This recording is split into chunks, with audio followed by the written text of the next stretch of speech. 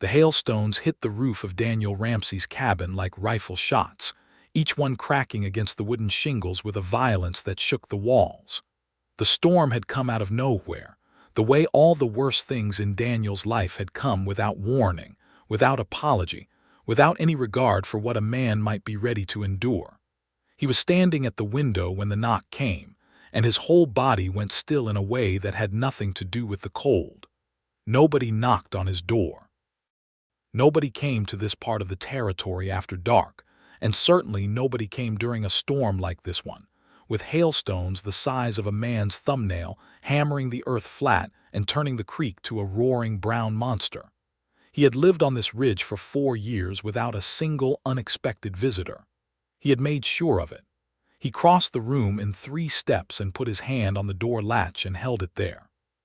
Something was happening on the other side of this door that was going to change everything, and some old, scarred instinct deep in his chest told him so before his mind could form a rational thought about it.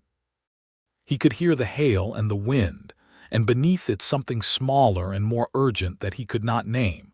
He opened the door. She was standing on his porch with her arms wrapped around herself and her dark hair plastered to her face by the rain that came sideways with the storm. There was a carpetbag at her feet, soaked through and sagging. She was bleeding from a cut above her left eyebrow where a piece of ice or a branch or something worse had caught her, and the blood was mixing with the rain and running down the side of her face in a thin red line that made something in his stomach clench hard and fast. She did not say her name. She did not explain herself. She did not make a single excuse or apology or plea, and she did not look afraid of him, which was remarkable because most people were. She looked at him with dark eyes that were absolutely steady despite everything happening around her, and he saw in them something he recognized in a way that made him feel like the floor had dropped 3 inches beneath his boots. He said nothing. He stepped back from the doorway. She picked up the carpetbag and came in. That was how it started. That was the moment that would divide Daniel Ramsey's life into 2 unequal halves, the long, empty years before, and everything that came after. He did not know it yet. He did not know anything yet except that there was a woman bleeding on his floor in the middle of the worst hailstorm Coltrane County had seen in a decade, and that something was already happening inside him that he would not be able to stop. He would not know until much later how far she had walked to get to his door. He would not know until later what she was running from, or what kind of darkness had driven her across 3 territories on her own with nothing but a soaked carpetbag, and the kind of nerve that most men he had ever known would have paid good money to possess. He would not know until she told him, and she was not going to tell him easily because Inez Collins did not hand out trust the way other people handed out pleasantries. She had learned the hard way that trust was the most dangerous thing a person could offer. But all of that came later. First, there was the storm. 4 months earlier, Inez Collins had been standing in a courtroom in Santa Fe, New Mexico territory, watching a judge with whiskey on his breath and contempt in his eyes sign her life away to a man she had never agreed to belong to. She was 26 years old, the daughter of a Mexican land grantee father who had died owing money to the wrong people and a Louisiana-born mother who had followed him to the grave 3 winters later. She had been managing the remnants of the Collins family homestead on her own for 2 years, fighting every legal challenge that came at her with the same stubbornness that had gotten her father into trouble and her mother through childbirth 6 times. The man in the courtroom was named Vernon Hatch. He was 53 years old and he controlled every square mile of grazing land between the Rio Hondo and the Pecos River. He had bought the judge. He had bought the territorial land office. And he had decided, with the casual cruelty of a man who had never been told no by anyone with the power to make it stick, that the Collins homestead sat on the exact patch of ground he needed to complete his empire. 160 acres of it. Prime creek-fed grass that his cattle were already eating whether Inez permitted it or not. The legal fiction they had constructed to take her land was elegant in its ugliness. Her father's original land grant, they argued, had been issued under a treaty that the United States government had subsequently invalidated. Her own 2-year ownership and improvement of the property meant nothing. The land was public domain, they said, and Vernon Hatch had the prior improvement claim. It was a lie so large and so smoothly dressed that it almost looked like the truth in the right light. Inez had stood in that courtroom and listened to every word and said nothing, because she was already thinking. She was already calculating. She was already 3 steps ahead of the moment and working on 4. She had one thing they did not know about. Her father, a careful man despite his debts, had filed a secondary deed record in the county clerk's office in a town called Coltrane, deep in the northwest corner of the territory, where the land grant boundaries had originally been surveyed and where the original treaty registry was kept. She had found it 3 weeks before the trial, going through the tin box under the floorboards that her father had told her about on his deathbed. The deed was real. It was legal. And it named a surveyor who had witnessed the original boundaries, a man named William Roth, whose last known address had been a mining camp outside a town called Ridgecrest in Coltrane County. She had walked out of that courtroom while the bailiff was still reading the judgment into the record, and she had gone straight to the livery stable and sold her horse and her mother's silver brooch, and every practical thing she owned that was not immediately necessary to her survival, and she had bought a stage ticket north and a carpetbag large enough to carry what mattered. What mattered was the deed, a change of clothes, her mother's Bible, a skinning knife, $212 in coin, and the kind of determination that had no name for it in polite company. Vernon Hatch's men had been following her since the 3rd day out of Santa Fe. She had spotted them first at a relay station near Albuquerque, 2 riders who stopped when she stopped and moved when she moved, and never came close enough to make anything official, but never fell far enough back to make her feel safe. By the time the stage reached the outskirts of Coltrane County, they were still there. By the time the storm began building in the west, she had gotten off the stage 12 miles early at a crossroads settlement, because she had seen something in the eye of the younger rider that told her that whatever Vernon Hatch had ordered them to do, they were going to do it before she reached town. She had started walking. The storm had caught her in the open with 2 miles still between her and anything that looked like shelter. The hail had come down like punishment. She had been crossing a ridge when she saw the light in the cabin window, and she had not hesitated for a single moment, because hesitation had never been something Inez Collins could afford. She had not known whose cabin it was. She had not known if it was safe. She had known that the storm was going to knock her down in the next 15 minutes if she did not get under a roof, and that Vernon Hatch's men were behind her somewhere in the dark, and that she had to keep moving. The man who opened the door was not what she had expected. She had not expected anything specifically. But if she had built an image in her mind during those frozen, hail-battered minutes on his porch, it would not have been this: a tall man, broad through the shoulders in a way that suggested hard work rather than bulk, with dark hair that needed cutting and a jaw that had several days of beard on it, and eyes the color of creek water in late October, gray-green and completely unreadable. He looked at her the way a man looks at something that has just changed the mathematics of a situation he thought he had already solved. He said nothing. He stepped back from the door. And there was something in that silence, in that precise, wordless acknowledgement of her need and his decision to meet it, that told Inez more about Daniel Ramsey than an hour of conversation would have. She came in.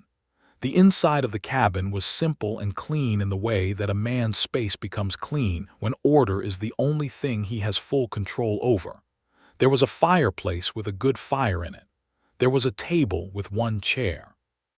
There was a shelf of books that she noted automatically, because a man's books told you more about him than his face. There was a rifle on the wall and a pistol on the table, both cleaned and maintained.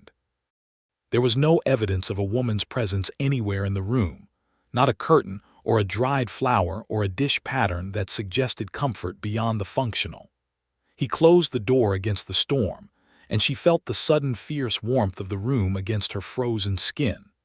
She set the carpetbag down and pressed her fingers against the cut above her eyebrow and looked at the blood on her fingers, and then at him with the matter-of-fact pragmatism of someone taking inventory of a problem. "I need something to clean this," she said. Those were her first words to him, not an apology, not a thank you, a statement of practical need. Something shifted in his face that was not quite a smile and not quite anything else she had a word for. He crossed to the other side of the room and came back with a cloth and a tin basin and a bottle of whiskey that she assumed he used for exactly this purpose, because there was no glass near it. "Sit," he said. That was his first word to her. She sat in the one chair because she was practical and because she was genuinely cold and exhausted, and her legs were not entirely steady beneath her, though she would not have admitted that to anyone. He crouched in front of her, which put him at eye level, which she noticed because most tall men did not think to do that. He soaked the cloth in the whiskey and pressed it to the cut with a directness that was careful without being gentle in any performed way. It stung. She did not flinch. He did not ask her what happened. He cleaned the cut and assessed it with eyes that had seen this kind of injury before and said, "It won't need stitching," and that was all. "Good," she said. The hail was still hammering the roof. Outside, the wind had picked up to something that sounded like a living thing trying to get through the walls. "There are men following me," she said. She said it the way she would say anything that was simply true and needed to be accounted for. She watched his face when she said it, because a man's reaction to that kind of statement was diagnostic. He sat back on his heels and looked at her. His expression did not change in the direction of alarm or judgment or the particular kind of male calculation she was used to seeing, where a man weighed her trouble against his own comfort and found her wanting. He looked at her steadily for a moment and then said, "How many?" "Two that I've seen. Could be more. They know you came this way. They know I got off the stage early. They'll have lost my tracks in the storm, but they'll be looking." He nodded once and stood up and went to the window and stood there for a moment looking out at the darkness and the hail and whatever he was calculating in the private space of his own head. Then he turned back. "You're safe here tonight," he said. He did not ask why they were following her. He did not ask what she had done or who she was or where she had come from. He said she was safe here tonight, and she understood that this was a commitment and not an idle comfort, and she felt something she very rarely felt, which was the physical sensation of a small amount of tension leaving her body. "My name is Inez Collins," she said, because she had decided in that moment that he had earned it. "Daniel Ramsey," he said. He put another log on the fire. She unwound the sodden wool of her shawl and spread it near the hearth to dry. He got a second chair from a back room she had not noticed and set it at the table and heated water for coffee on the stove, and neither of them spoke for a while, and the silence was not uncomfortable in the way silence between strangers usually was. It had texture and mutual respect in it. She drank the coffee with both hands around the tin cup and felt the warmth of it move through her from the inside, and she looked at the shelf of books and saw Walter Scott and Marcus Aurelius and a survey manual and a Bible, and a worn copy of something she could not read the spine of from here, and she thought about what kind of man this was, alone on a ridge in Courtroom County with books like those and no second chair in his main room. A man who had chosen to be alone. A man who had a reason for it.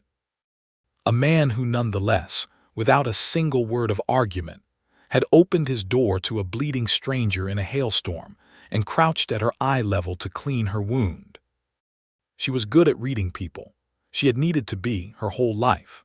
She looked at Daniel Ramsey across the small table, and she thought that he was a man with something dark in his past that he carried without drama, and that he was a man with a code that he followed without announcing it, and that he was, in some fundamental way she could not yet fully articulate, the most interesting person she had encountered in a very long time. She was also exhausted. She was also half frozen despite the fire. She was also running out of the particular kind of mental energy that she used to keep her defenses up in the presence of strangers. "I'm looking for a man named William Roth," she said, because this was the relevant thing and she had never been able to do anything the indirect way. "He's a surveyor. He was working out of a mining camp near Ridgecrest 2 years ago. I need his testimony and his records to validate a land deed that someone is trying to steal from my family." Daniel's expression shifted, and she caught it before he could manage it back to neutral. She leaned forward very slightly. "You know him," she said. It was not a question. He was quiet for a moment and she watched him decide something. "I know who he is," he said carefully. "What happened to your land?" And she told him.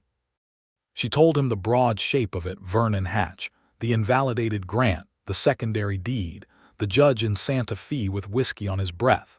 She told it without self-pity, the way she did most things, with a straightforward recounting of facts and a clear view of what she intended to do about them. She watched his face as she talked, and she saw something there she had not expected, which was not just sympathy but recognition, and something older and more personal than interest in her particular case. "Vernon Hatch," he said when she finished. "You know that name too," she said. He looked at her for a long time. Outside, the storm was beginning to ease, the hail giving way to steady rain, the wildest part of it passing. The fire crackled. The coffee was long finished. "I know that name," he said finally, "in the way that a man knows the name of someone who has caused him a loss he cannot recover." She waited. He looked at the fire. 3 years ago I had a ranch, not far from here, down in the valley below this ridge. 300 acres, good water. I'd spent 8 years building it up from nothing." He paused. "Vernon Hatch wanted the water rights. He used a different method with me, not the courts. He sent men who made accusations that were false, that put me in a legal situation that cost me everything I had in legal fees to fight, and by the time I had fought my way clear of the charges, the ranch had been foreclosed for debt and Hatch's agent had bought it for pennies." Inez was very still. "And the men who made the accusation," she said, "never faced any consequence," he said. "The legal system in this territory bends a certain direction when enough money is applied." She absorbed this. Then she said, "Then you understand what I'm doing. I understand exactly what you're doing." Something happened between them in that moment that was more intimate than either of them was prepared for, which was the recognition of a shared wound and a shared kind of anger and a shared refusal to lie down under either of them. They were strangers. They would be strangers for a long time yet, because neither of them was the kind of person who erased that distance quickly or carelessly. But the first line of it had just been crossed. "William Roth," he said. "He's still in the territory. But he's been scared quiet. Hatch got to him too, not by taking anything from him, but by threatening something he couldn't risk losing." He looked at her. "He has a daughter. She's 11 years old and she lives with his sister in Ridgecrest. Hatch made it clear that his goodwill was the only thing standing between that little girl and a variety of bad situations." Inez felt the anger in her chest like a physical thing, hot and very clean. "That's what he does. He finds the thing a person can't protect on their own and he uses it." "Yes. Can Roth be reached?" "He might be reached if the threat to his daughter could be neutralized." Daniel paused. "That's not a simple thing." "Nothing about this is simple," she said, "but I didn't come this far for simple." He looked at her then with something new in his face, and she recognized what it was even though it appeared on him quietly and without ceremony. He was seeing her, not the bleeding stranger on his porch, not the woman with the problem, her. She looked back at him with equal directness, which was her only way. "The men following you," he said. "They'll come into town tomorrow when the storm clears." "Yes. Then we have until morning to think." He stood up and went to the back room and came back with a blanket and a rolled bedroll that he placed near the fire with a practicality that was, she thought, the most genuine kind of courtesy, not performative, not hedging around the awkwardness of the situation, just the practical provision of warmth for someone who needed it. "I'll keep watch," he said. "You don't need to. I know I don't need to," he said. "I'm going to." She looked at him for a moment and then said, "Thank you, Daniel Ramsey." He nodded once and went to the window where he could see the muddy approach to the cabin in the lessening rain, and she pulled the blanket around her shoulders and leaned back and was asleep faster than she had expected, because she was safe here tonight. He had said so. She woke to gray dawn light and the smell of coffee and bacon, and the storm was completely gone. The world outside the window was washed clean and glittering with ice that was already beginning to melt under the first pale reach of the sun. Daniel was at the stove, his back to her, and she took a moment before he noticed she was awake to simply look at him in the ordinary morning light. He was 30 years old, she would later learn. He had the kind of face that had been handsome in a standard way when he was younger, and had become more interesting as it had been weathered by loss and time. There was a scar along his left jaw that she had not noticed the night before. He moved with the deliberate economy of a man who had learned not to waste anything, including motion. He turned and saw her watching him, and there was a moment of complete stillness between them that lasted half a second, and then he said, "Coffee's ready." "I see that," she said, and sat up and folded the blanket with automatic tidiness and crossed to the table. They ate breakfast. They made a plan. The plan was simple in its bones and complicated in its execution, which was the only kind of plan that had any real chance of working. Inez would go into Ridgecrest. She would go openly, because disappearing had not worked and would not work, and because Vernon Hatch's power in this territory depended on people being afraid to be seen opposing him. She would file a challenge to the Santa Fe judgment in the Courtroom County Territorial Court, and she would cite the secondary deed and the surveyor's original records. Daniel would find William Roth and have a conversation with him about the nature of courage, and specifically about the possibility that his daughter's situation might be more safely resolved than Hatch had led him to believe. "You know people here," she said. "People Hatch hasn't bought." "Some," he said. "The county judge, Thomas Abernethy, is a man of genuine principle. He's the reason Hatch hasn't been able to absorb this county the way he has the Southern Territory." He paused. "He's also the reason Hatch has been watching this part of the territory for an opportunity. If your deed holds up and Abernethy rules against the Santa Fe judgment, it becomes a legal precedent. It starts to pull apart what Hatch has built." Inez understood what this meant. "He'll fight harder. He'll fight harder," Daniel agreed. "His men in town, how did they look? Professional. They looked like men being paid enough to do ugly things without feeling particularly conflicted about it." Daniel nodded slowly. "There's a deputy sheriff named Cal Pryor who's been trying to build a case against Hatch's operation for 2 years. He doesn't have enough. If we can get Roth's testimony in front of Abernethy and force Hatch to move against you openly, it might give Pryor the evidence he needs." She looked at him across the table. "You've been thinking about this for a while." "About how to bring Hatch down." He met her eyes. 3 years, he said. "Then this matters to you beyond helping me." "Yes," he said. "I want to be honest with you about that. I have a personal interest in seeing Vernon Hatch face a consequence. If that changes your assessment of my usefulness—" "It doesn't," she said. "It means your motivation is as strong as mine. That's an advantage." He was quiet for a moment, and she could see him recalibrating something, adjusting to the fact of her in a way that was not ungracious, but was clearly something he had not expected to have to do. "You're not what I expected," he said, and he sounded as though he had not entirely meant to say it aloud. "What did you expect?" He looked at the door, then back at her. "Someone more frightened." "I was frightened," she said. "Last night in the storm I was frightened, but frightened and functioning aren't incompatible." Something happened to his face when she said that, some small and private unwinding of tension, as if she had said something that resonated with an experience he had never heard named before. She thought about his lost ranch and his 3 years on this ridge alone, and she thought about the kind of man who goes on functioning in the midst of fear and loss without anyone seeing it, and she felt for the first time something warmer than practical respect for Daniel Ramsey.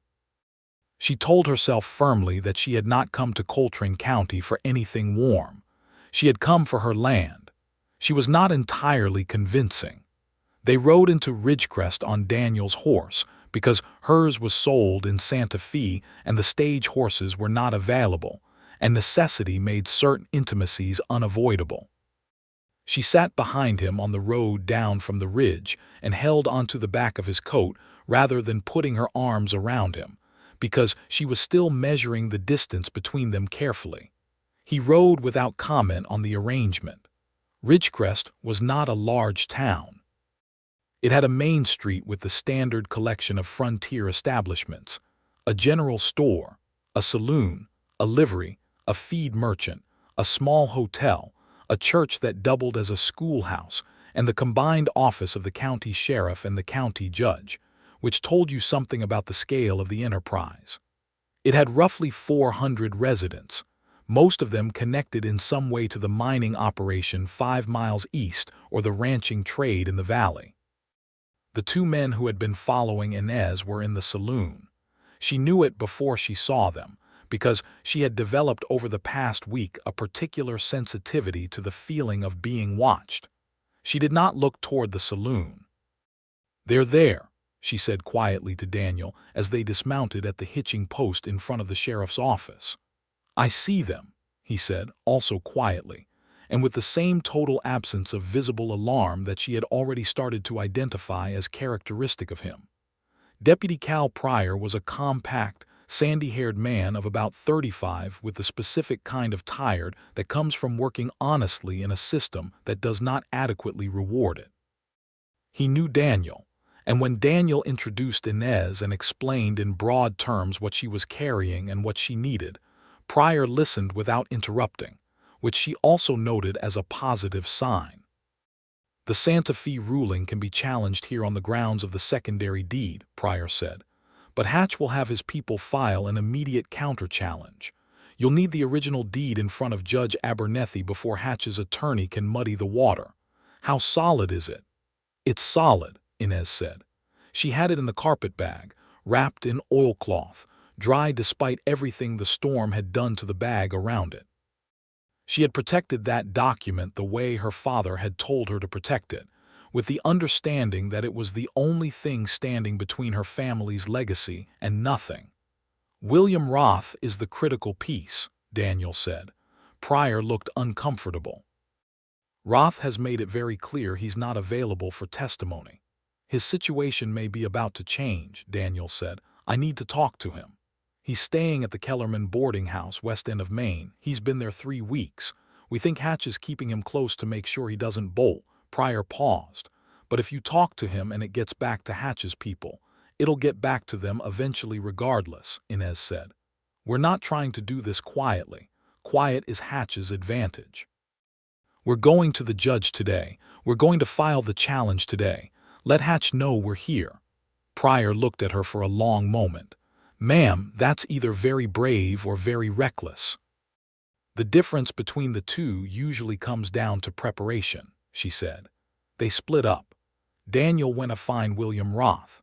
Inez went with Pryor to the judge's office, which was behind the main sheriff's office through a wooden partition that did not entirely muffle conversation from one side to the other, but did provide the legal fiction of separation. Judge Thomas Abernethy was 62 years old, lean and white-haired with reading glasses on a cord around his neck, and the particular sharp-eyed attention of a man who had spent decades listening to people tell him things that were not entirely true and had become expert at detecting the difference. He read the deed twice in complete silence. He held it up to the window and looked at the paper stock and the seal. He put it down and looked at Inez over the top of his glasses. "This is a 1869 deed," he said, "filed in the original land registry under the Treaty of Guadalupe Hidalgo provisions." "Yes," she said. "The Santa Fe court ruled the original grant invalidated under the 1870 Territorial Act." "They ruled incorrectly," she said. "The 1870 Act applied to grants issued after 1848 under Mexican authority that had not been validated by the American Land Commission. My father's grant was validated. The validation is in the secondary registry in this county, where the original survey was recorded. The Santa Fe court either did not know about this registry or chose not to inquire about it. Abernethy looked at Pryor. "Cal, did you know this registry existed?" "I knew of it in general terms," Pryor said. "I didn't know this particular grant was in it." Abernethy was quiet for a moment, turning the deed over in his hands. Then he said, "I will hear a formal challenge. I will not promise a ruling because I have to see the full record, but I will hear it." He looked at Inez directly. "Filing this challenge will antagonize a very powerful man in this territory." "I know that," she said. "He has resources that are considerable." "I know that too." He studied her. "Your father was Ramon Collins." She was surprised. "You knew him." "I knew of him. He was a man of good reputation. I'm sorry for his loss." He set the deed down with a careful deliberateness that told her he was treating it with the respect due to what it represented. "File the challenge this afternoon. I'll set a hearing for next week." Meanwhile, on the west end of Main Street, Daniel Ramsey was having a different kind of conversation. William Roth was a thin man of 50, with the perpetually squinting expression of someone whose work required him to look at precise things from far distances. He was sitting in the front parlor of the boarding house when Daniel knocked and was admitted by the landlady, and he looked up from the map he was studying, and when he saw Daniel, his face did something complicated. "Ramsey," he said. "Roth." Daniel sat down without being invited, which was intentional. He put his hat on the table between them and looked at the surveyor with the level patience of a man who has 3 years of waiting behind him and is done waiting. "You remember my land. The survey you did in 1872. I remember it. Your records from that survey are part of what I need, and your records from the Collins Grant survey in 1869. Roth said nothing. He was looking at the hat on the table as if it were a problem he did not know how to solve. "I know about your daughter," Daniel said. "I know what Hatch told you." "Then you know why I can't." "I know what he told you. I don't know if what he told you is accurate." Daniel leaned forward. "Hatch told you his goodwill was the only protection your daughter had. That's how he operates. He makes people believe that the only safety available is his. But it's not true. It's never true. He just needs you to believe it long enough for you to stop fighting." Roth was quiet. "Deputy Pryor has been building a case," Daniel continued. "What he needs is someone who can put testimony into the record under oath. If Inez Collins gets her deed validated and Hatch is forced to oppose it openly in court, Pryor can move on him legally. That protection you've been counting on from Hatch disappears the moment he's facing a criminal charge. And your daughter, she's safer with Hatch neutralized than with Hatch powerful and angry." Something was working in Roth's face, some long-suppressed conflict finally rising to the surface. "He'll know before the hearing," Roth said. "He already knows Inez is here. We're making this public on purpose." He'll send men either way," Daniel said. "The question is whether he sends them as a private citizen with all the law against you, or as a man who's already under legal challenge with the court and the deputy watching his every move." He paused.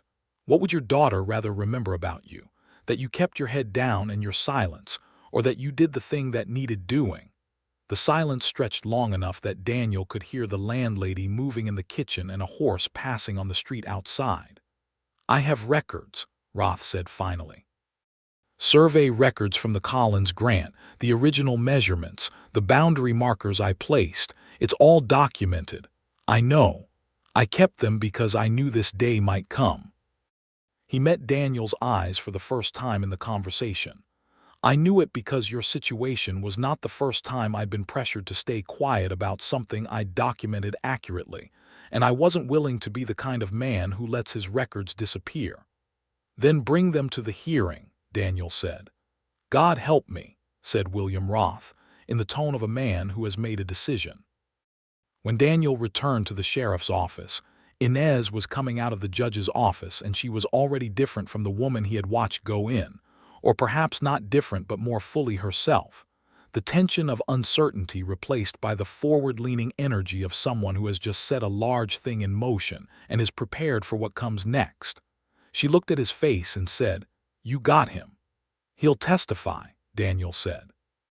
Something happened to her expression, not relief exactly, because she did not let herself have relief yet, but a kind of fierce satisfaction that was brighter than anything he had seen in her face before, and that did something entirely inconvenient to his ability to think clearly about the immediate situation. He made himself think about the immediate situation. Hatch's men had moved from the saloon.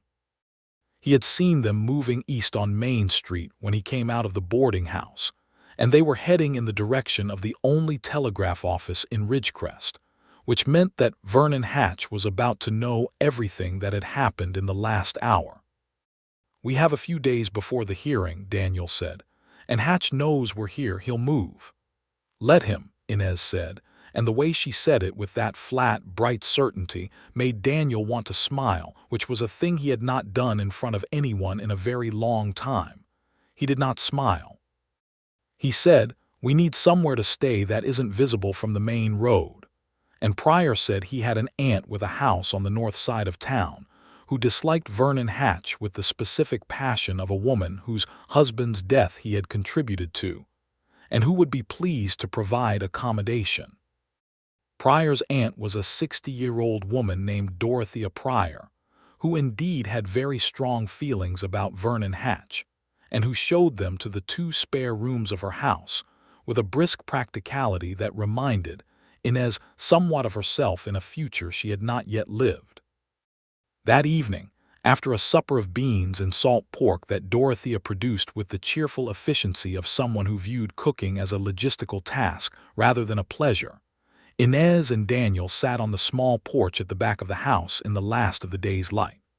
The sky had gone extraordinary colors after the storm, deep purples and burning oranges that reflected in the water still standing in the lower fields. "Why did you stay?" she asked. "After Hatch took your ranch, why did you stay in this county instead of leaving?" He was quiet for a moment. "I tried leaving," he said.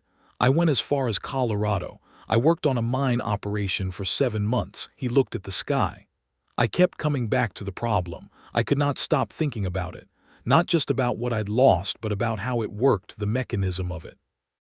How a man like Hatch builds something that looks like legal commerce and is in fact a kind of organized theft, and how it survives because every person he damages individually feels like their situation is singular, like they're the only one, like there's no critical mass of injury to push back against."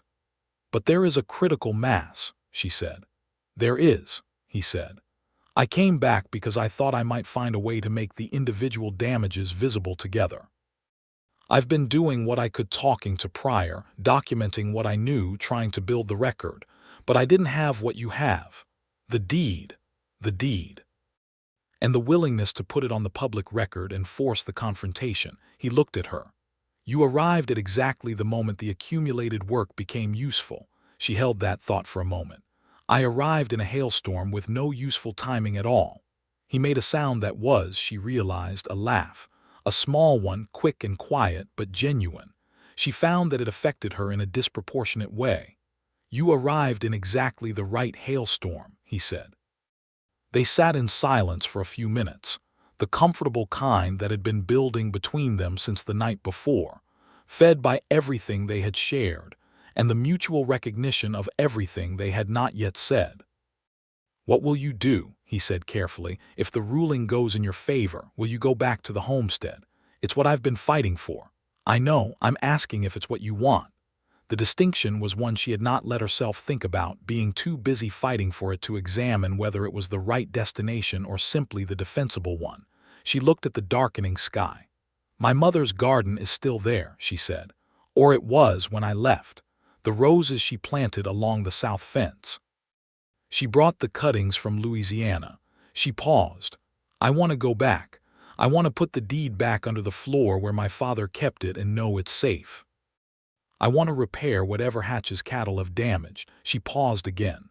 "After that, I don't know. I've been running toward this for so long that I haven't thought past it." He nodded as if this answer confirmed something he had suspected. "And you?" she asked. He looked at his hands on his knees. "I don't know either," he said.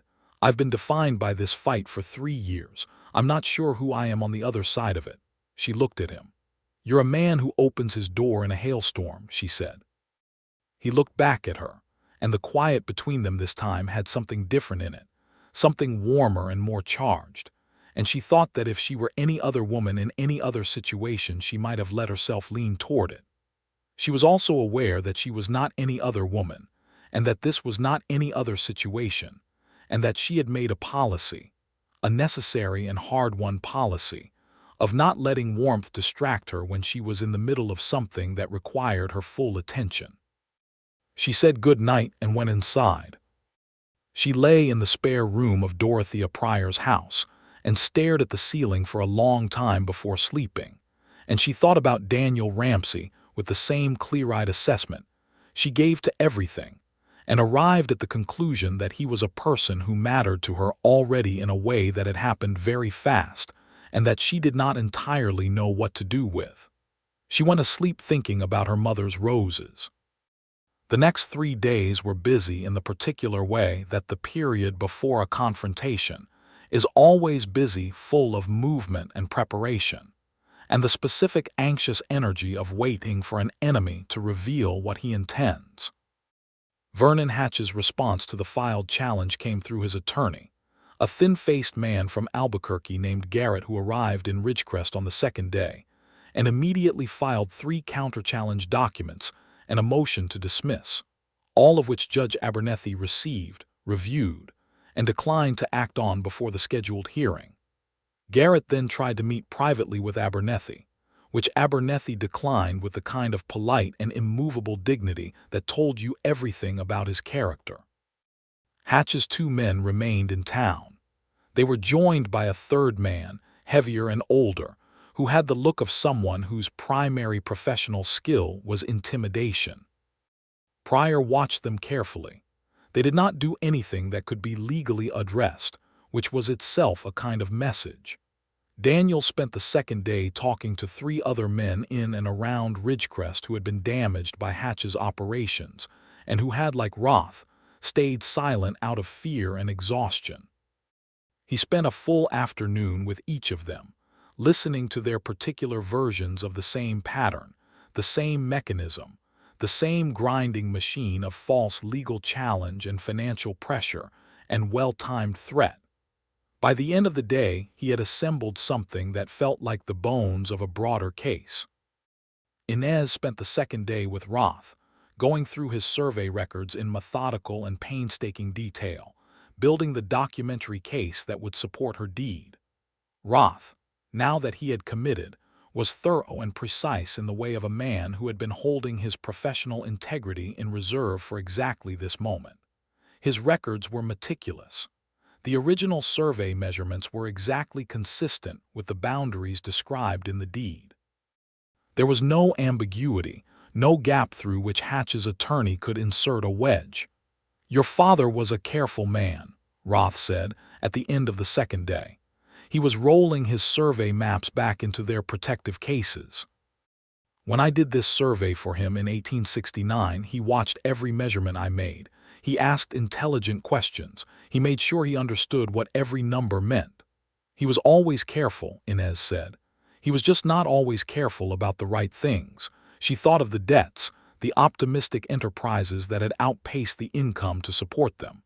"He was a better thinker than he was a financial manager." Roth smiled.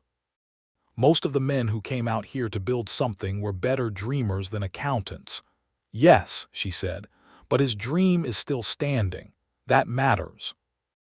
On the third evening, Daniel came to her with news that he delivered quietly out of Dorothea's hearing, which told her before he spoke that it was serious. "One of Hatch's men spoke to the landlady at the Kellerman boarding house," he said. "He was asking about Roth, whether he'd had any visitors, whether he'd been seen carrying papers or documents." The landlady told Pryor. "Roth's records," she said immediately. "He has them at the boarding house. Pryor's moving him tonight." "To where?" "Here," Daniel said. "Dorothea has agreed. Roth and his records will be here until the hearing." She felt the tight, specific anxiety of a plan that was working but had not yet finished working. "The hearing is the day after tomorrow." "Yes." "What will Hatch do?" Daniel looked at her steadily. I think he'll try to reach Roth directly. I think he'll make his threat more specific and more immediate. That's what he does when the legal approach isn't working. Then we need Roth to be prepared for that. I've talked to him. He understands what's coming. Daniel paused. There's something else. One of the men I spoke to yesterday, a rancher named Foss, who Hatch dispossessed 2 years ago, he has letters. Letters from Hatch to his attorney that outline the fraudulent claim strategy. Foss got them when Hatch's attorney was using him as a courier before they fully understood who they were dealing with. He never knew what to do with them. Inez felt something shift in the landscape of the entire situation. Those letters would give Pryor what he needs for criminal charges. Yes. Can Foss be persuaded to give them to Pryor? He's thinking about it. He's afraid. Of course he is. She thought for a moment. Is there anything that would help him decide? Daniel looked at her for a moment and then said, very quietly, he needs to see someone stand up first and survive. She understood exactly what he meant. The hearing was not just about her deed. The hearing was the first public act of open resistance to Vernon Hatch's operation in this county. If it went well, it would give the people Hatch had spent years silencing the evidence of their own ability to fight back. Then the hearing has to go well, she said. Yes. They looked at each other in the low light of Dorothea's kitchen, and Inez felt with sudden and almost frightening clarity what Daniel Ramsey meant to her, which was not just an ally and not just someone whose cause aligned with hers. He meant something she had not allowed herself in years, the feeling of not being entirely alone in a situation that required everything she had. He meant partnership in the truest and most fundamental sense, and she had stopped believing that such a thing was available to her. She had stopped believing it not because she was a pessimist, but because she was a realist, and her life had given her consistent evidence that she was most effective and most safe when she depended only on herself. Partners could be pressured. Partners could be turned. Partners could simply fail, through no fault of their own, and leave you holding the entire weight at the worst possible moment. But Daniel Ramsey had not failed. He had done every single day since she had walked through his door exactly what he had said he would do, and sometimes more than that. He had not made any gesture that was performative or calculating. He had simply done the work steadily and without drama, and she found that she trusted it. She found that she trusted him. It was the most frightening thing that had happened to her since the hailstorm. She said, "We'll need to go over our testimony in the morning." He said, "Yes. Get some sleep, Inez." It was the first time he had used her first name without the surname. She noted it precisely, filed it in the place where she kept things that mattered, and went upstairs. The morning of the hearing broke cold and clear. The high plains sky a hard, brilliant blue that had no warmth in it yet at this hour, but promised it later. Main Street was not empty. People had come in from the outlying ranches and the mining camp, drawn by the same word of mouth that always drew people to the spectacle of something real happening in a place where real things rarely happen publicly. Judge Abernethy's courtroom, which was the same room that served as the county record's office on ordinary days, was full. Inez sat at the respondent's table and laid out her documents with the methodical care of someone who has arranged and rearranged this particular set of papers so many times in her mind that the physical act is almost meditative. She was wearing the better of her two dresses, the dark green wool that was slightly travel-worn but still presentable, and her hair was pinned back with the kind of precise attention she gave to things that mattered. She looked exactly as calm as she intended to look, and not quite as calm as she felt. Daniel was seated in the gallery, which was a row of wooden chairs along the wall. She had looked at him once when she came in, and he had given her the smallest possible nod that conveyed everything that needed conveying, which was, "I am here. I see you. This is going to work." Roth was in the gallery also, sitting 3 chairs from Daniel, with a large leather case of rolled maps and documents on his lap. He looked pale but steady. Hatch's attorney, Garrett, sat at the plaintiff's table with 3 large folders and the expression of a man who is confident in his position and finds the whole proceeding slightly tedious. He had not looked at Inez directly once. Judge Abernethy called the proceedings to order with a wooden gavel and a quiet authority that settled the room completely. What followed was 3 hours of detailed legal argument, document presentation, and testimony. Garrett argued the validity of the Santa Fe ruling with the polished fluency of a man who had made this specific argument many times and knew exactly which phrases moved certain kinds of judges. He cited the 1870 Territorial Act, the Land Commission rulings, the precedent of 3 similar cases. He presented Hatch's competing claim with the air of simple fact. Inez presented her case in the same way she did most things, which was directly and without ornament. She presented the deed. She explained the secondary registry. She walked the court through the validation process her father had completed. She cited the specific provisions of the Guadalupe Hidalgo Treaty that Garrett's argument had carefully avoided mentioning. She did not raise her voice. She did not apologize for the clarity of the record. William Roth took the stand and unrolled his survey maps and testified to every measurement he had made in 1869, with the precise authority of a man who had always known the truth and had been waiting, at some level, for the room in which to say it. When Garrett cross-examined him and implied that his records might have been altered or selectively presented, Roth met his eyes with a stillness that was more devastating than any outburst could have been. "I have kept these records continuously since the survey was made," Roth said. "Every measurement is original.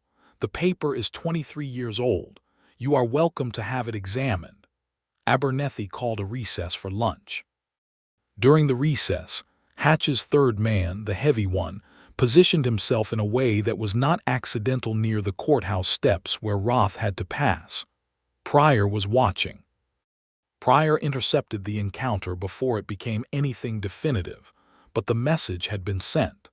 When the afternoon session began, Abernethy addressed the gallery and the plaintiff's table with the focused attention of a man who has made a decision and is now ensuring that every word of the record supports it adequately. "The deed presented by Miss Collins is valid," he said. "It was properly filed, properly registered, and properly validated in accordance with both treaty provisions and territorial law. The Santa Fe ruling was made without access to the secondary registry, and therefore without complete information.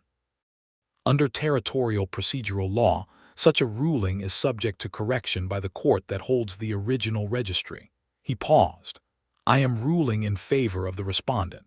The Collins homestead, all 160 acres as described in the deed, belongs to the respondent Inez Collins, and the claim of Mr. Vernon Hatch is without legal foundation in this jurisdiction." The room was not entirely silent after this. It was not a dramatic outcry. It was more the collective sound of people who have been holding their breath releasing it at the same time, which has its own particular quality. Garrett stood and opened his mouth, and Abernethy said, "You will file your client's appeal in the proper manner through the territorial court, where this ruling and this record will be available for full review. This proceeding is concluded." Inez sat still for a moment after the gavel fell. She put her hands flat on the table and pressed them down against the wood and felt the solidity of it and breathed once slowly. She had won. Her father's land was hers. She looked up and found Daniel in the gallery, and what was in his face in that moment was something that would stay with her always, because it was not just satisfaction at a common goal achieved. It was something more personal and more particular to her, and it was not hidden the way he usually kept things hidden, and she thought that the fight had perhaps loosened something in him the way it had loosened something in her. She gathered her documents and stood and walked directly to him, and because she did not know how else to be, she said, "Thank you for all of it." He said, "You did it. We did it." He looked at her for a moment and she could see him deciding something, and then he said, quietly enough that only she could hear, "I don't want you to go." The directness of it caught her entirely off guard, which was remarkable because almost nothing caught Inez Collins off guard. She stood very still and looked at him and felt all her careful internal accounting suddenly complicated by a very simple fact, which was that she did not want to go either. "I have a land to go back to," she said. "I know. And I don't know what." She stopped. She tried again. "I have not been someone who—" She stopped again. This was unprecedented. She was a woman who always knew what she was trying to say. "Neither have I," he said. It seemed to be an answer to all three sentences she hadn't finished. Around them, the courtroom was clearing, and people were talking, and Pryor was coming across the room toward them with the expression of a man who has more news, and all of it was urgent and real and requiring of attention. Inez thought, with the part of her mind that always stayed operational, that the moment was not being lost but stored, that they were both holding it the way you hold something fragile in a crowded room, carefully, and with the intention of putting it somewhere safe when you have the chance. Pryor's news was that Foss had come forward. The letters were in Pryor's possession. He was going to ride to the territorial marshal's office that evening with everything he had and file for Hatch's arrest. The full weight of what this meant took a moment to settle. If Hatch was arrested, if the criminal charges held, the organized machine that had dispossessed dozens of people across the territory faced not just a single legal ruling but a criminal prosecution. The whole structure of it would come under examination. "How long will it take?" Inez asked. "Weeks, at minimum." "Months before anything is resolved," Pryor said. "But the important thing is that he'll be on the defensive. His men in town will have orders to stand down. They can't act against you or Roth publicly now without making the criminal case against Hatch worse. His attorney will try to attack the ruling," she said. "Let him try," Pryor said with a satisfaction that suited him. "Abernethy's record is immaculate, and you have Roth's records and your deed. It's solid." She nodded. She looked at Daniel. "I need to go back," she said, "to the homestead. I need to see what condition it's in and start the process of formally re-establishing my possession." "I know," he said. "It's a long ride," she said. "I know that too." She held his gaze and he held hers, and the conversation that happened in that space without either of them speaking a word was a complete and very old and very urgent kind of conversation. "I'd like company on the road," she said, "if you have no other obligations here." He looked at her with that quiet, open steadiness that she had already started to rely on, the way you rely on a fixed point when everything else is moving. "I have no other obligations here," he said. They left the following morning. Pryor saw them off. Dorothea gave them enough food for 2 days and embraced Inez with the brief, fierce warmth of a woman who recognizes a kindred spirit and is glad to have met one. Roth shook Daniel's hand for a long time and said something to him quietly that Inez did not try to hear. The road south was long. 2 days of riding through the high desert country of New Mexico territory in the first weeks of autumn, the air cool and sharp-edged in the mornings and warm by midday, the sky vast and so blue it seemed to press down against the earth. They talked. They talked the way two people who are ready to know each other begin to talk, which is without the usual social economies, without the managed presentation of the edited self. He told her about his father, who had come west from Ohio with nothing and had died on the trail before reaching anything, and about the brother who had turned back in the absence of any remaining family he could point to. He told her about the 8 years he had spent building his ranch from a single structure on raw land, and about what it had felt like to watch it go, and about the specific quality of grief that comes not from losing a person, but from losing the work of your best years. She told him about her father's singing, which she had not thought to mention to anyone in years, how he had sung in 3 languages when he was happy, and how the house had felt during those times, full and warm in a way she had never exactly replicated. She told him about her mother's formidable practicality and her secret romanticism, the roses along the fence that she had brought from Louisiana, because she refused to let that beauty go just because she was living on the frontier. She told him about managing the homestead alone after both her parents were gone, the combination of pride and loneliness that had characterized those 2 years. "Were you never going to?" he started and then stopped. "Mary," she said, "I wasn't going to be rude about it." "You weren't being rude, it's a fair question." She thought about how to answer it honestly. "I had one serious proposal. He was a decent man, a farmer from the next county. He wanted to combine our properties and build something together. I thought about it seriously. I realized that what I would have been agreeing to was a specific kind of disappearance, not violent or dramatic, just the gradual disappearance of myself into an arrangement that was his vision and not mine." She paused. "I said no. He was hurt. He was also eventually fine about it." "You've always known your own mind," he said. "It was not a criticism." "Almost always," she said. "There are things I know less about than I used to think I did." She did not say what she meant by that, and he did not ask, and they rode on through the afternoon in a silence that had become, over these 2 days, one of the most comfortable things she had experienced in a very long time. The homestead came into view on the second afternoon, and the sight of it made something catch in her throat that she had not expected. It was 160 acres of grassland and creek-fed meadow and rising scrub oak slope, with a small stone house at the center and a barn and a chicken coop, and along the south fence, the skeletal remains of her mother's rose plants, dormant in the late season but still alive, still rooted, still holding to their place in the soil. Hatch's cattle had been on the land. She could see the evidence: the overgrazed patches, the broken fence section along the eastern boundary, the churned mud near the creek crossing. It was damage, but not permanent damage. The land was alive. The house was intact. She dismounted and stood at the edge of the property for a long moment before walking in. She went straight to the south fence and crouched next to the rose plants and pressed her fingers into the soil at their base and felt the living roots beneath the dormant canes, still there, still holding. Her mother's gift still answering after all this time. She had not cried once since Santa Fe, not during the legal proceedings, not during the storm, not during any of it.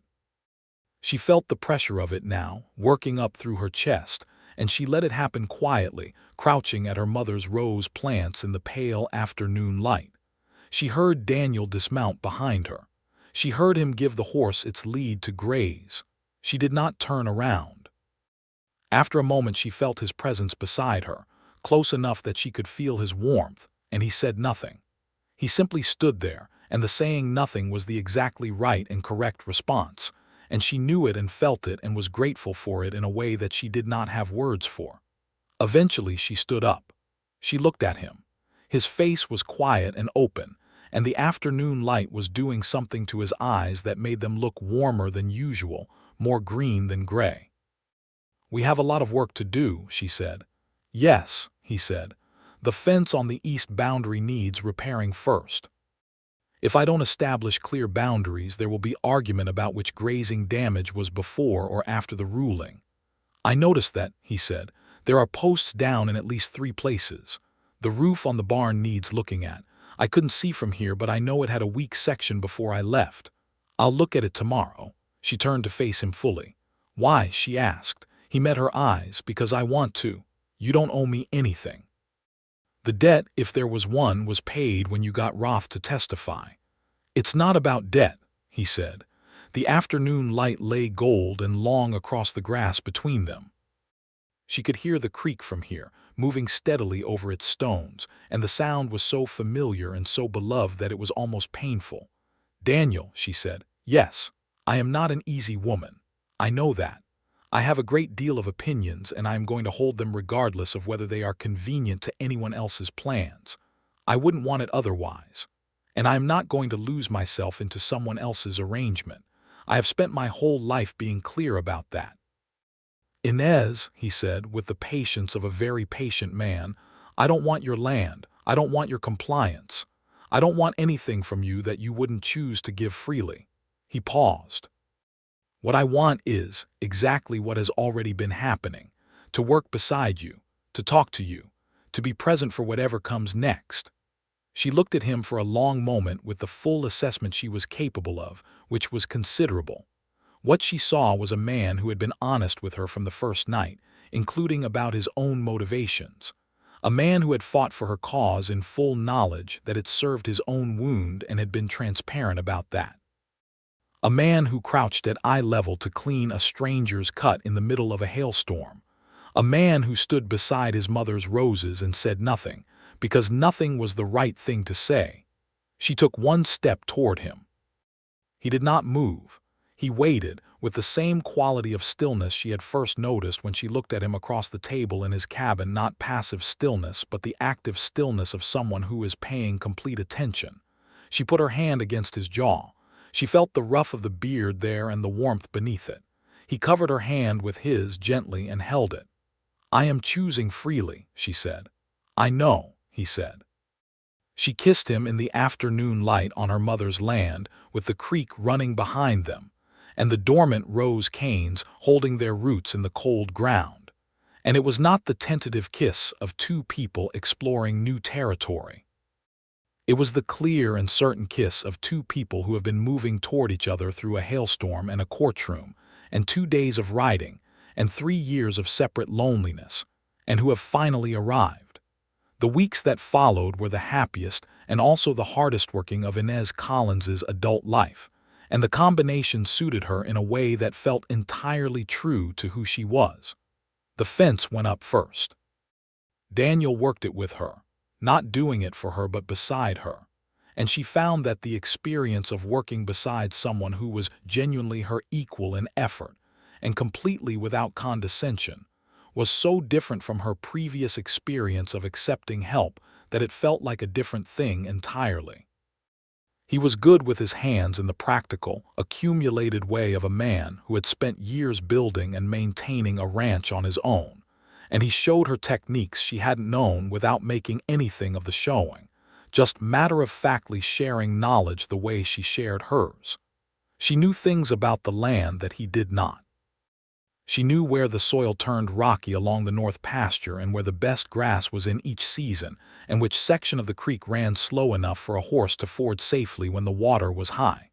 She knew the property the way you know the body of someone you love, in the specific and intuitive detail that comes only from long attention. She taught him. He taught her. It was that kind of partnership. They wrote to Pryor weekly. The news from Ridgecrest came in stages, each one significant. The territorial marshal had taken up Pryor's case. Vernon Hatch had been served with criminal charges of fraudulent land acquisition, conspiracy, and witness intimidation in late October. His attorney filed every possible motion, but the weight of the evidence, including Foss's letters and Roth's testimony, and the documented pattern of dispossessions across multiple counties, was too substantial to be argued away. By December, 3 of Hatch's associates had turned state's evidence in exchange for reduced charges, which opened the full mechanism of what he had built to legal examination. William Roth wrote to Inez in November with a letter that was 3 pages long and deeply felt, describing the experience of testifying and the unexpected sensation of having done the thing he had most been afraid of, and found it survivable. His daughter, he reported, was well and safe, and had been largely unaware of the threat made against her, which Roth considered a grace. He was returning to active surveying work, and had received 3 commissions in the first week of doing so, which felt, he wrote, like the land itself welcoming him back. Inez read this letter to Daniel in the evenings after supper, which had become a habit, sharing correspondence the way people share the news of the world when they are building a world together. He listened with the same quiet attention he gave to everything, and when she finished, he said that Roth sounded like a man who had come back to himself. "Yes," she said. "That's exactly what it sounds like." She looked at him across the table where they had been taking their meals together since the beginning, with the lamp between them and the fire at her back, and the darkness of the high desert night pressing against the windows, and she thought about coming back to oneself, about the experience of recovering something essential after a long passage through loss. November turned into December, and December had a quality to it she had not expected. The cold came down from the mountains, and the creek ran with ice at its edges, and the dormant roses along the south fence turned white with frost in the mornings, and it was beautiful in a way that the homestead in summer never was, with a stripped-back clarity to the landscape that matched something in her own nature. On the longest night of December, Daniel said, "I want to ask you something." She was mending a bridle leather by the fire. She set it down and looked at him with the full attention she gave to things that mattered. "I want to know," he said carefully, "whether you would consider making this formal. What we have." He paused. "I'm asking if you'd marry me, Inez. Not because of the land or the legal situation or any other practical consideration. Because I want to spend the rest of my life working beside you and talking to you and being present for whatever happens next." Another pause. "I know you have conditions." She almost smiled. "I have one condition. Tell me that we are equal partners in everything, in this land, in all decisions regarding it, in everything that concerns our life. Not equal in sentiment, equal in fact. Legal partnership, not just emotional arrangement." "That's not a condition," he said. "That's what I'm proposing." She looked at him for a long moment and then she said, "Yes, Daniel." His face did the thing she had cataloged and learned over these weeks, the thing that was not quite a smile and much more than a smile. The way his whole countenance became less defended and more present. And he crossed the room and she stood up, and he put his hands on her face with the same careful directness with which he had cleaned her wound on the first night, and kissed her forehead and then her mouth, and she put her hands over his and held them there. "There's one more thing," he said, when they separated. "Tell me." "My ranch," he said, "in the valley below the ridge. Hatch's formal possession of it is under legal challenge as part of the broader criminal case. Pryor thinks there's a chance it may be returned." He paused. "I don't know yet, but if it is, I'd want to rebuild it, properly this time, with legal records that no one can challenge." He looked at her. "It would give us more land between us than either of us has alone." She thought about this. "2 operations," she said. "This homestead and your valley ranch, that's a considerable undertaking." "Yes. We'd need to hire help eventually. Probably." She thought about it practically, the way she thought about everything. The homestead's water rights and your valley ranch's grazing land would complement each other well. "I know. I thought about that." "You've thought about this for a while." He looked at her. "Since about the second morning," he said. She laughed. It was a real laugh, unguarded, and the sound of it surprised her slightly, the fullness of it. He was watching her laugh with an expression that made her feel like the most seen person in the world, and she thought that this was what she had not believed was available to her, this precise thing, and she had been wrong. "Then we'll rebuild it," she said. "Together." They were married in Ridgecrest in February, in Judge Abernethy's courtroom, which was the appropriate place considering everything that had happened there. Pryor stood for Daniel. Dorothea Pryor stood for Inez, with the satisfied expression of a woman who feels events have arranged themselves as they should. William Roth attended with his daughter, a serious and observant 11-year-old named Clara, who examined everything in the room with the same precise attention her father brought to survey measurements. Abernethy performed the ceremony with the same focused dignity he brought to all proceedings in that room, and when he pronounced them married, there was a small sound from the assembled guests that was not quite applause and not quite a sigh, but something in between, the collective recognition of something that felt true and earned and right. Daniel kissed his wife in front of the judge and his courtroom, and Inez let herself be kissed in front of everyone without any of the self-consciousness she might have expected, because she was not a woman who was generally self-conscious, and because she had decided in full and without reservation, and there was nothing to be embarrassed about in being fully present in a decision. Afterward, Dorothea produced a remarkable quantity of food from somewhere, and there was a meal that extended through the afternoon. And Clara Roth told Inez with serious directness that she thought the ceremony had been conducted in a properly organized manner, which made Inez laugh again, and which she took as the highest compliment available from that particular source. Vernon Hatch's trial concluded in March. He was convicted on 5 of 7 counts, including fraudulent acquisition, conspiracy, and witness intimidation.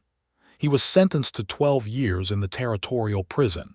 His attorney appealed, as everyone expected. The appeal failed, as Abernethy's clean record and Foss's letters ensured it would.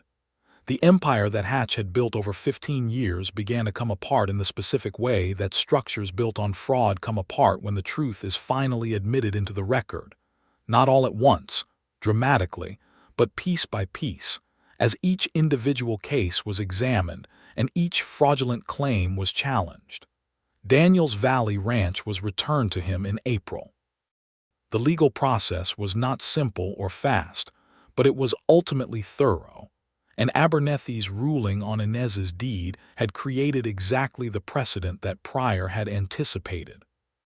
When Daniel rode down to the valley and stood on the land for the first time in 3 years, Inez was beside him on the horse she had bought in Ridgecrest, with the last of the $212 she had started with in Santa Fe. He stood and looked at it for a long time. She looked at his face, and she did for him what he had done for her at the rose plants. She stayed beside him and said nothing, because nothing was the right thing, and the silence between them had long since become one of the most comfortable and intimate things in her life. Then he said, "We have a lot of work to do." "Yes," she said, and there was a warmth in her voice on that word that was everything and sufficient. The work was the making of a life together, and like all such work, it had seasons of difficulty and seasons of ease and an overall direction that was unmistakably upward, unmistakably forward, unmistakably full. That first spring, they broke new ground on the Valley Ranch and planted a kitchen garden and repaired the main structure and put up a new barn with the help of 3 men from Ridgecrest who had heard the Ramseys were building and had come because, as one of them said plainly, they wanted to build something for people who had done a brave thing. Inez fed them at midday and worked alongside them in the afternoons, and was so entirely herself in the doing of it that Daniel, watching her from across the property, felt something in his chest that he had never found a word for, but that he stopped trying to name, because it was simply too large for a word. She found him looking and looked back across the field with her sleeves rolled and her dark hair working loose from its pins, and she raised one eyebrow, which was something she did that he had catalogued and loved, and he shook his head and went back to work, and she went back to work, and the life was building itself around them with the solidity of something constructed of genuine materials. By June, she knew she was pregnant. She told him in the morning before the day's work had started with the directness that was her way. He sat across the table from her for a moment and then said, "How are you feeling?" "Well," she said, "and surprised, although I shouldn't be." And she paused, which she rarely did. "Happy. I am genuinely happy about this." He reached across the table and covered her hand with his. "So am I," he said. She turned her hand over and held his, and they sat that way for a while in the early morning light of the home they were building together, and the valley outside the window was green with the good spring growth, and the creek ran steady and clear, and somewhere on the south fence of the homestead 15 miles north, her mother's roses were blooming for the first time in 3 years. In December, their son was born. He was small and loud and entirely himself from the first moment, and they named him Ramon Daniel Ramsey, for the grandfather who had kept his deed in a tin box under the floorboards, because he had always believed that the truth properly recorded would eventually prevail. Daniel held the baby with the specific careful terror of a new father, and Inez watched him from the bed where she was recovering and felt a kind of happiness so large and so settled that it did not feel like an emotion so much as a condition of the world, something that had always been there and that she had finally arrived at. "Hello, Ramon," Daniel said to the baby. It was what he had said to Inez on the first night, effectively, not a greeting but a recognition. "Hello, I see you. You are real and you are here, and I am accountable to that."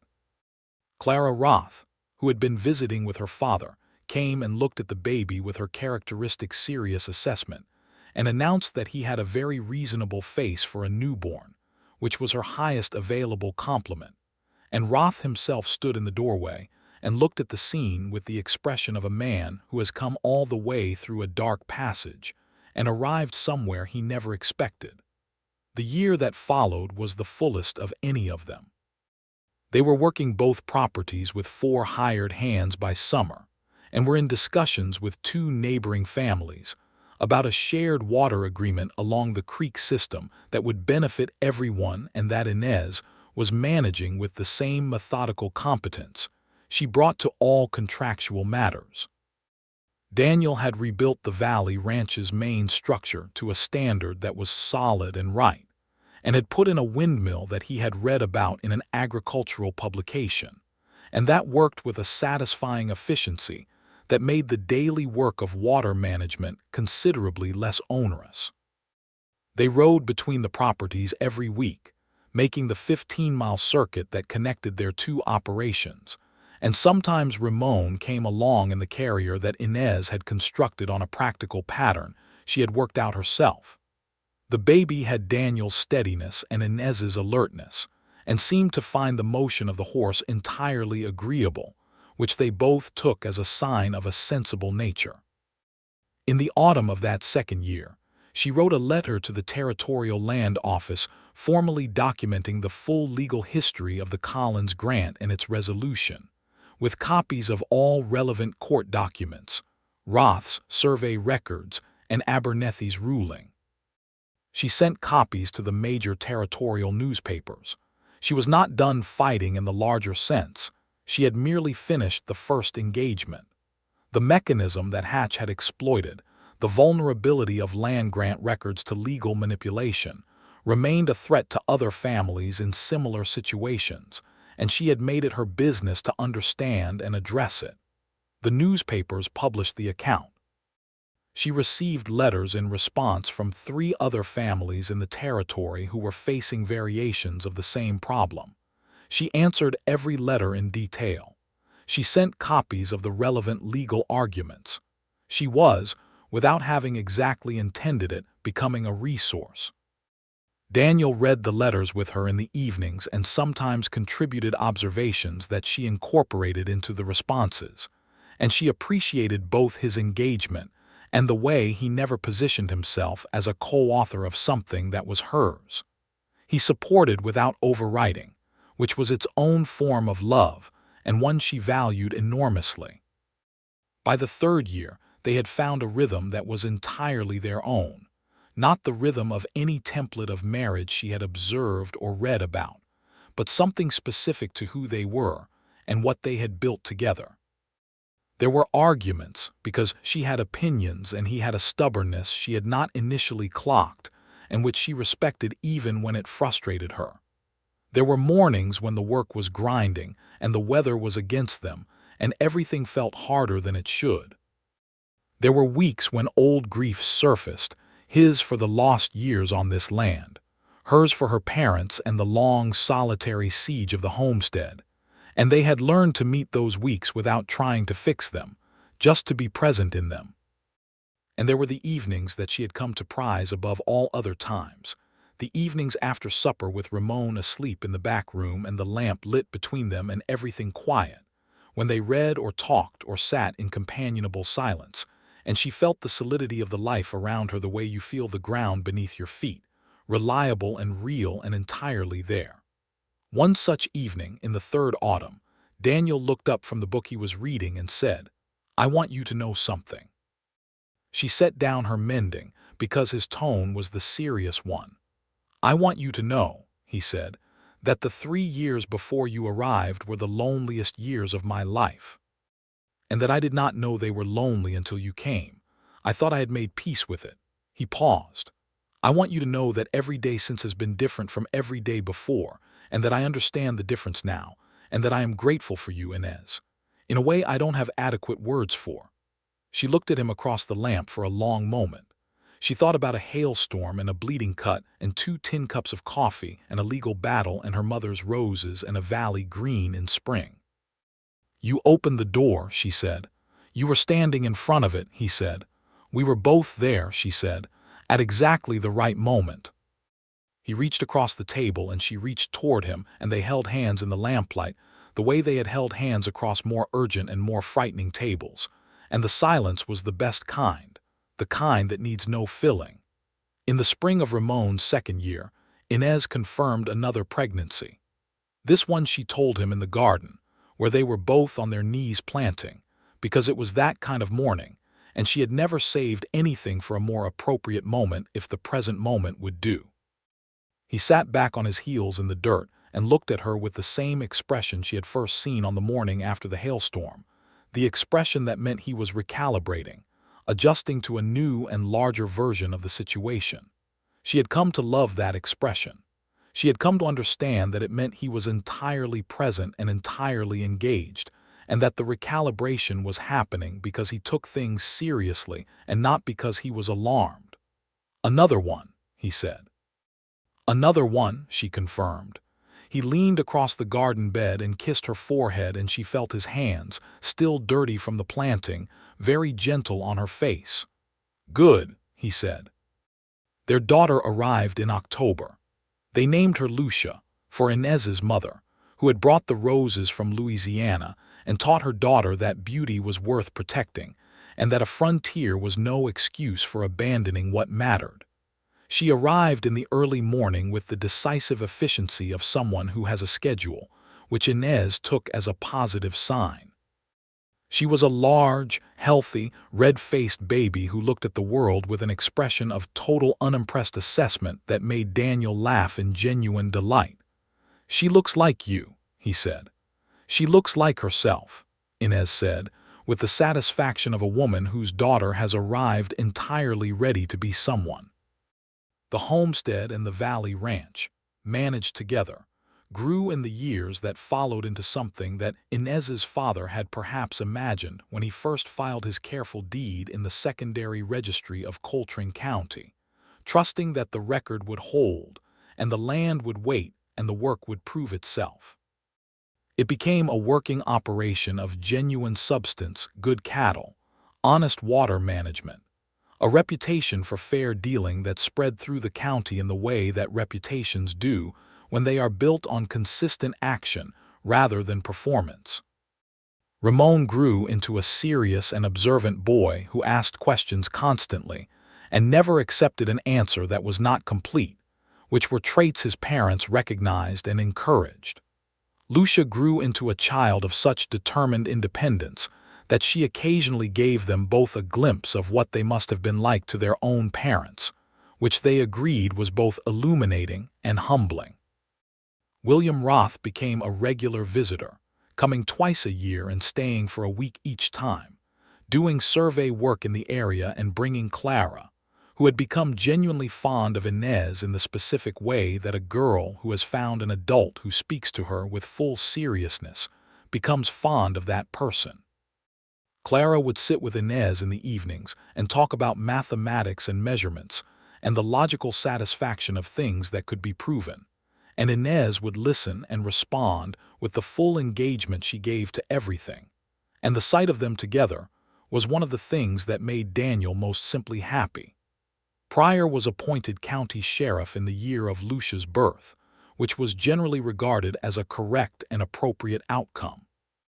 He visited the Ramsey properties every few months and ate large amounts of Inez's cooking and talked with Daniel about the ongoing legal consequences of Hatch's conviction, which were still working their way through the system, and left each time looking visibly refreshed, as people tended to after spending time at the Ramsey table. Dorothea Pryor wrote letters. She wrote them every month, long, vivid, funny letters full of opinions and observations about the people and events of Ridgecrest, and Inez wrote back in kind, and the correspondence became one of the reliable pleasures of her weeks, the ongoing conversation with a woman she would have liked to have in her daily life, but was glad to have at any distance. The fifth spring brought a dry season that was hard on everyone in the county, and Inez's water management experience, combined with the creek system agreement she had negotiated with the neighboring families, meant that the Ramsey properties and their neighbors came through it better than most. When it was over, The County Agricultural Association asked her to speak at their fall meeting about water management practices.